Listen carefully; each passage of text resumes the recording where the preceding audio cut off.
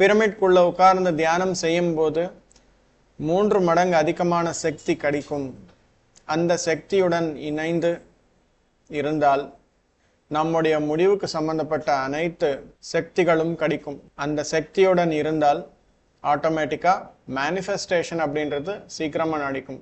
என்ன மேனிஃபெஸ்ட் ஆகும் அப்படின்னா, நம்முடைய பழைய பழக்கங்கள் எல்லாமே போய் சீக்கிரமா புது பழக்கங்களுக்கு அட்ஜஸ்ட் ஆகிறோம். அதற்கு பிரமிட் என்பது நமக்கு நிறைய உதவும் மை டியர் ஃப்ரெண்ட்ஸ். அதற்காக தினமும் நாம 3 கேள்விகள் கேட்கணும்.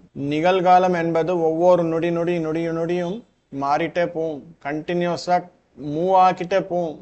அந்த மூவ் ஆகும் போது நாமும் மூவ் ஆகணும். கடந்த காலத்துல இருந்தோம் அப்படின்னா நிகழ்காலம் போயிட்டே இருக்கும். அந்த நிகழ்காலத்துல நாம் என்ன பெறணுமோ அது பெற முடியாது. அதற்காக எப்பவுமே 3 கேள்விகள் கேட்கணும். அந்த 3 கேள்விகள் எது அப்படின்னா, why am I here? First question, நான் எதற்காக இங்கே இருக்கிறேன்? இதற்கு உங்களுக்கு பதில் என்பது இருக்கணும். ஆபீஸ்ல இருக்கிறீர்களா? ஆபீஸ்ல எதற்காக இருக்கிறேன் அப்படின்ற விஷயம் தெரிஞ்சுக்கணும். அடுத்த கேள்வி, how am I living here? நான் எப்படி இருக்கிறேன் இந்த இடத்தில், இந்த நேரத்தில்? வந்த வேலை பார்க்கிறேனா இல்ல வேற ஏதோ பார்த்துட்டு இருக்கிறேனா கேட்கணும். 3வது கேள்வி, எனக்கிட்ட இருக்கிற ரிசோர்சஸ் அனைத்தும் நான் பயன்படுத்துகிறேனா இல்லையா? ரிசோர்சஸ் என்பது என்ன? Laptop, computer, mobile phone, car, பங்களா, இது கிடையாது ரிசோர்ஸ் அப்படின்னு.